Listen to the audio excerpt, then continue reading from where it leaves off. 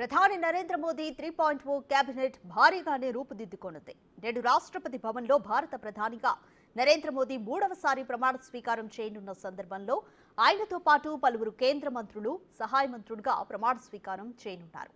తొలి దశలో దాదాపు 30 మంది మంత్రులకు మోదీ కొత్త కేబినెట్ చోటు దక్కినట్టుగా సమాచారం అందింది. మొత్తం కేబినెట్లో 78 నుంచి 81 మందికి అవకాశం ఉంటుందని అంటున్నారు.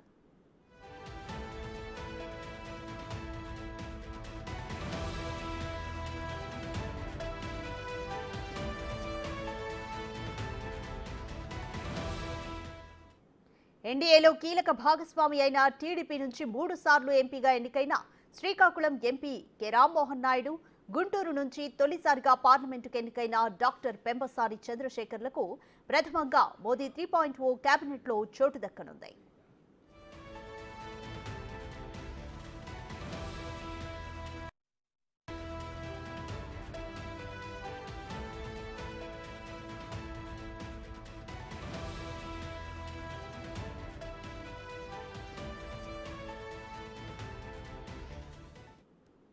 అలాగే జనతాదళ్ యు నుంచి 4 సార్లు ఎంపీగా ఎన్నికైన రాజీవ్ రంజన్ సింగ్, బీహార్ మాజీ సీఎం కర్పూరి ఠాకూర్ తనయుడు రామ్నాథ్ ఠాకూర్లను కేబినెట్లోకి తీసుకునే ఛాన్స్ ఉంది. లోక్ జనశక్తి పార్టీ నుంచి రామ్ విలాస్ పాశ్వాన్ తనయుడు హాజీపూర్ ఎంపీ చిరాగ్ పాశ్వాన్ కు మోడీ కేబినెట్లో చోటు దక్కే అవకాశం కనిపిస్తోంది.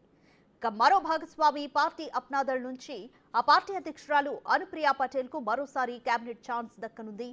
ఆమె 2016-19లో ఆరోగ్య శాఖ సహాయ మంత్రిగా, 2021 నుంచి వాణిజ్య శాఖ సహాయ మంత్రిగా మోదీ కేబినెట్లో ఉన్నారు.